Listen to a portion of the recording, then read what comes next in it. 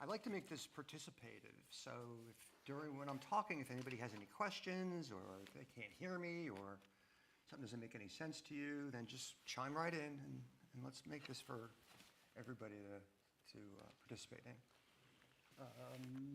Pastor asked me to do a Bible study, and I said, well, what do you want me to do the Bible study on? And he said, just pick something, pick anything. And so I picked the book of Job. And the book of Job is, to me, particularly interesting. And there's a number of reasons why I find the book of Job so interesting. But I think mainly because it contradicts the assumptions that I had before I got saved and before I became a Christian. And I think if I'm really learning, then things that I thought I knew, and I find out that that's wrong, well, that's great. I mean, I just learned something. And there's a lot of that in the book of Job that I read it as a new Christian. I said, wait, what? That doesn't make any sense, you know? And so to me, it's very interesting. And it addresses the problem, the issue of suffering. And that is a question that Christians have dealt with a lot. C.S. Lewis wrote a book of the problem of human suffering and the problem of pain, he called it. The Catholic Pope wrote a book about it, on the Christian meaning of human suffering. Various artists wonder about that. In my life, the people that I witnessed to in the course of my life tended to be atheists. Just the circles that I traveled in business and such, they tended to be atheists. And when I probed them, it turns out the atheists that I talk to, it isn't so much that they don't think God exists. It's that they don't like God. They don't believe in God. Like I might say, I don't believe in the Mets this season. Well, that doesn't mean I don't think the Mets exist. It means I just not with the Mets this season, And so an atheist will say to me, well, if God exists, then why is the world so horrible? Why are there wars and suffering and disease and natural disasters? And so I'm not much a fan of that. I'm not really a fan of God. I don't like God. Wow. It also, to me, it refutes the idea of karma. Now, karma was, in my life, is a term that I'm familiar with, but for those of you who may not have heard that term, it's an Eastern, I think it's a Hindu term. And it's the idea that if I do something that's right or good, then good things will happen to me. And if I do things that are bad, then bad things will happen to me. And I think, besides being an Eastern religious concept, I think it's kind of just human nature. I think I believed in karma. I didn't know it was called karma. But I thought, well, if I do the right thing in business or in life, if I'm kind to somebody, or I sacrifice something for somebody, or I tell the truth even when I would be my advantage not to tell the truth, then life will take care of me somehow. No. There's a saying my brother used to use, no good deed will go unpunished. And my brother is very cynical. And I think that's closer to the truth. It has been in my life. If I do the right thing, then bad things happen to me, it seems. And I mean, just look at the apostles. They didn't fare so well, typically, right? So the book of Job addresses the problem, quote unquote, of human suffering. It refutes the idea of karma. And because of that, and I guess because of other less prominent things in the book, I find it's really interesting. It's considered one of the wisdom books.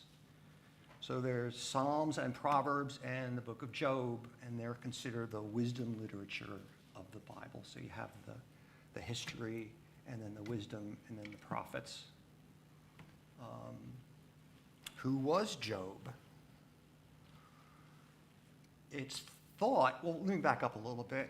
The Hebrew that's used in the book of Job is the oldest style Hebrew in the Old Testament, in the Bible.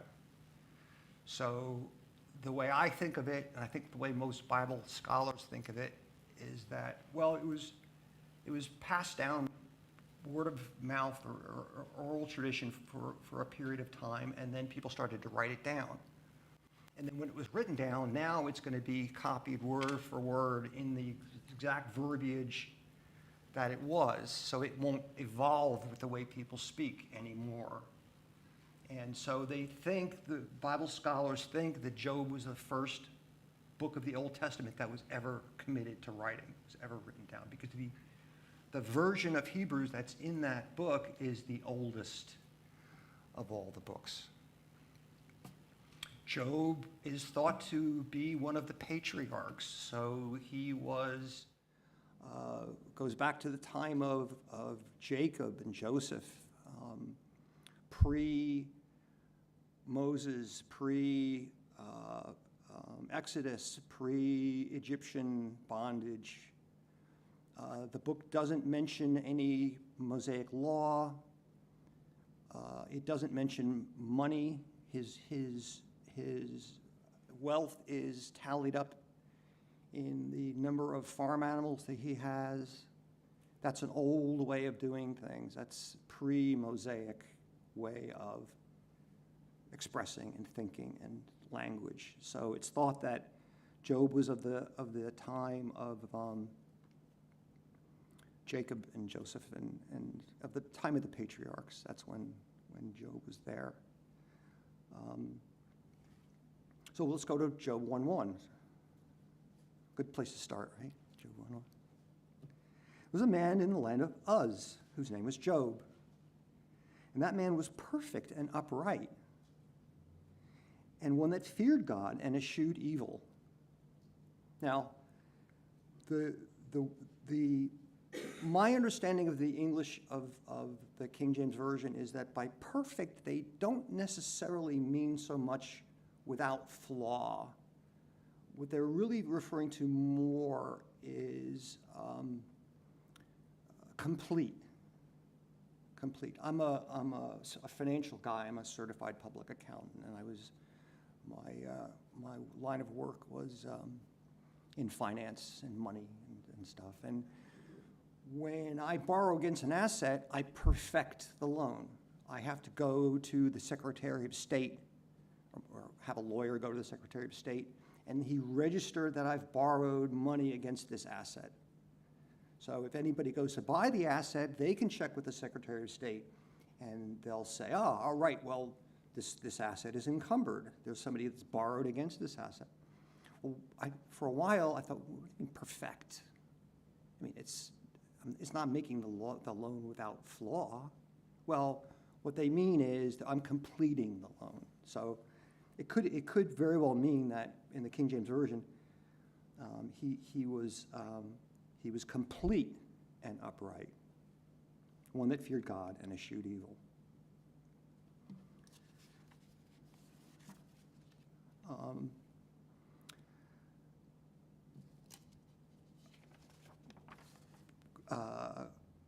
Besides Job being upright, he serves a priestly role. This is another clue for me, or for Bible scholars. I'm definitely not a Bible scholar, trust me. But he makes sacrifices. And in most of the Old Testament, I have to be of the priestly tribe. I have to be a Levite to make sacrifices.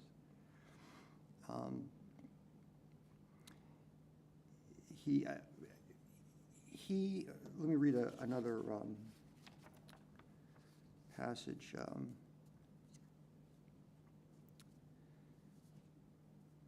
This is from Job 1:5. And it was so when the days of their feasting, and their feasting, he's talking about his children. Job sent and sanctified them, and rose up early in the morning, and offered burnt offerings according to the number of them all. For Job said, "It may be that my sons have sinned and cursed God in their hearts." Wow. This is one seriously righteous guy. He is going to make sacrifices to God just in case one of his children sinned and he doesn't know about it. That's extraordinary to me. So Job was a special guy. He was rich. He was rich. He had, let's go back to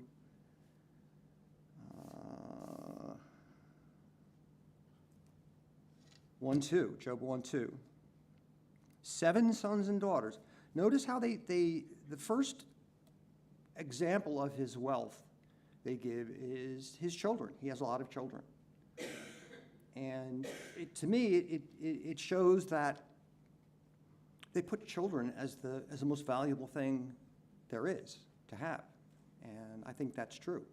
And I wish that we were more valuing of children in society than we are. But it shows that they did that. They thought, oh, what does he have? Well, he has children. First and foremost, he has children. He had 7,000 sheep and 3,000 camels and 500 yoke of oxen and 500 she-asses and a very great household, so that this man was the greatest of all the men in the East. And by great, I think they mean here rich. I went on my artificial intelligence program. I said, well, 7,000 sheep were just standing there shoulder to shoulder. How many sheep is that? That's an acre and a half of solid sheep. That's a football field with the end zones, just sheep. They would need 11 square miles of grazing land to subsist on. That's the size of all of St. Augustine. Not just the city, but all of St. Augustine. That's a lot of land. This guy was loaded. So he's very righteous. He's very rich. Okay. Here's another one of my, what? When I read this, huh? And there was a day when the sons of God, this is Job 1:6. There was a day when the sons of God came to present themselves before the Lord, and Satan came also among them. So who were these sons of God? Sons of God are mentioned in other places in the Old Testament. And my best guess, and the best guess of a lot of people, is that they're talking about angels. And if you jump ahead and look at Job 38:7, God refers to, quote, when the morning stars sang together and all the sons of God shouted for joy. God is talking about creation. He hasn't created people yet. So I think these sons of God aren't people. I think these sons of God are angels. They may have been a particular type of angel. I don't know. But Satan was among them. Satan is referred to as having been an angel. So we're still in Job 6:1-6, or there, near there. The Lord said unto Satan, hast thou considered my servant Job, that there is none like him in the earth, a perfect and upright man, one that feareth God and escheweth evil? Then Satan answered the Lord and said, doth Job fear God for naught?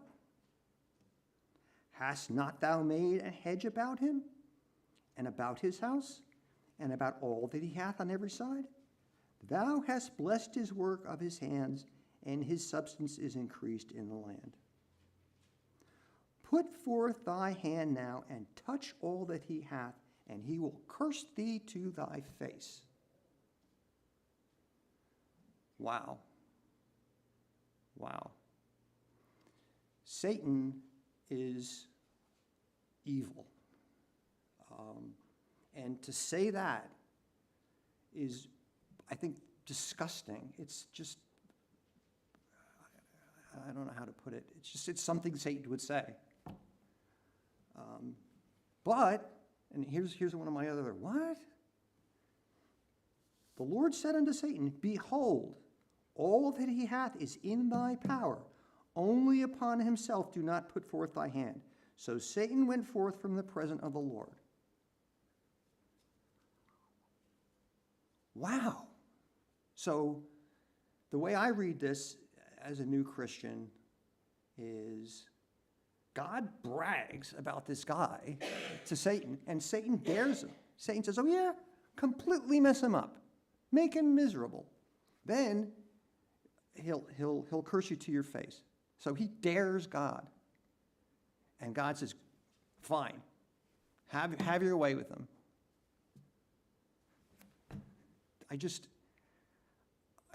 I had so much trouble with that. The loving God is willing to put his complete and upright and righteous follower through all this just to prove a point to Satan. But forget what I think is right or wrong, or for what I think God should say or not. That's what it says. So that's what it says.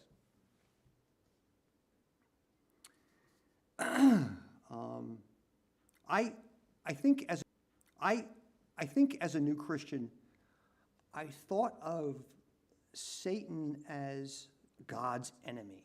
And I think this is probably looking at Satan from the standpoint of God the Son, from the standpoint of Jesus. Satan is the adversary, the enemy, and I'm at war with Satan. But here in the book of Job, God's having a conversation, and all the angels are with God, and Satan walks in, and God says, hey, look at this guy Job, and Satan says, well, mess him up then. And God says, sure, go ahead. So to me, that's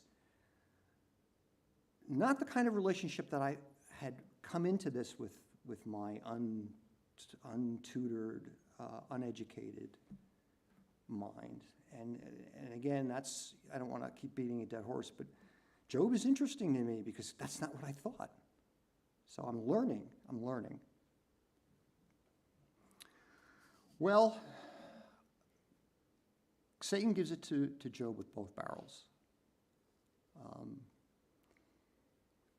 This has been, I think we're still in Job 1:6.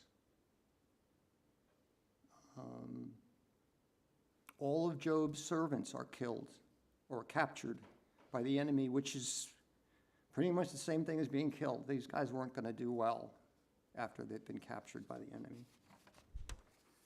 All the sheep and cattle are killed. And the sheep are killed, quote, by the fire from heaven. So it was an act of God, as they say in insurance. It wasn't like, well, I could blame the enemy, or I could blame their negligence, like they fell off a cliff, or no. A fire from God in heaven killed them. All his children are killed. And he gets all this news one after the other. All your sheep and cattle are dead. All your servants are dead. All your children are dead. All at once. Wow. I'm going to back up a little bit and talk about where Uz was. Most Bible scholars think that the land of Uz, which is where Job is originally from, is the area southeast of the Dead Sea in what's now Jordan. Lamentations 4:21, I don't want you to have to turn there, but it refers to, Lamentations 4:21 refers to the land of Uz in direct connection with Edom. And Edom means red, I think. And Esau, whose name also means red somewhere, somehow, fled there in that story. In Genesis 36:1, it said, "This is the account of Esau, that is Edom. So Esau settled in the hill country of Seir." Esau is Edom. And this land of Uz is the same land, if we go through that. And I'm going to wrap it up for now. I want to make this study go through all of July, so I don't want to get to the punchline yet. But I think hopefully I set everybody up with some curiosity, like, gee, wow, how about that? So I'm done. I hope I could give you all good Bibles today.